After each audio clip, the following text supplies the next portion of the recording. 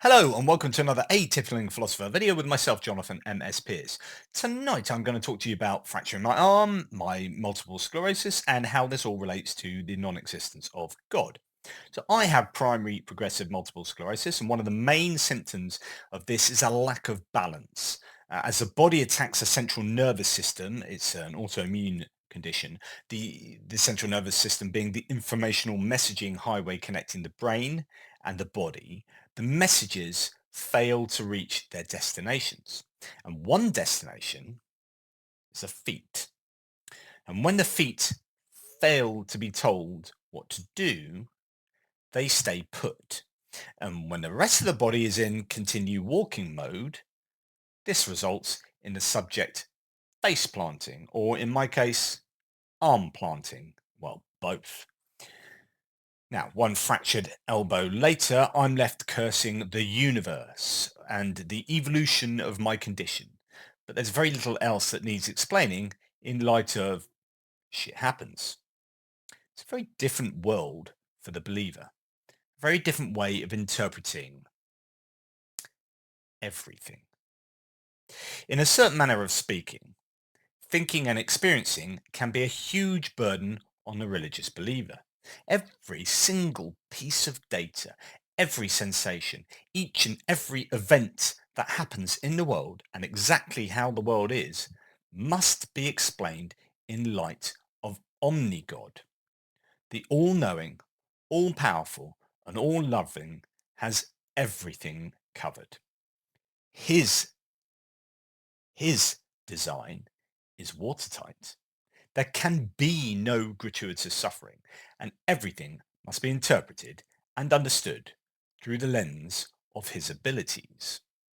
Now, atheists might wonder about carnivorousness, the second law of thermodynamics, plate tectonics, cancer, malaria, clinical depression, and why the universe is so vast and replete with black holes. We can wonder about hypotheticals and suppose naturalistic answers. But the theist, they are condemned to explain each of these difficult or provocative or irreverent questions with reference to God. Why would God give my mother dyslexia and make my cousin bipolar? Why did God allow the train to crash and design and create a world with the 2004 tsunami that killed 240,000 people? Why did God create the mosquito and design humans to choke easily or have ectopic pregnancies? Why did God not align pain and pleasure with moral harms and goods, but rather align them in light of evolutionary pressures? Why the eventual heat death of the universe, or make it such that 98% of the world's living organisms are now extinct? The thing is, most or even all of these questions can be answered really rather satisfactorily on naturalistic atheism. But on omnigod theism, one struggles to come up with convincing accounts of each and every phenomenon. This is, in effect, a giant abductive argument. This style of argument is an inference to the best explanation. If you have competing hypotheses, so naturalistic atheism and omnigod theism, then what hypothesis better explains the data? Or what hypothesis does the data better predict?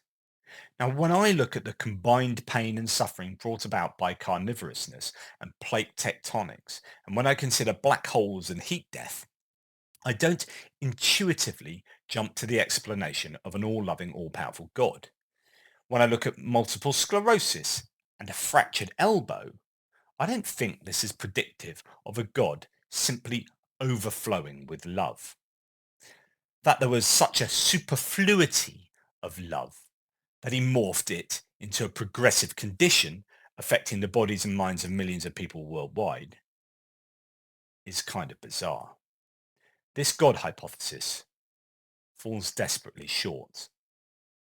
It falls short across the whole gamut of data points.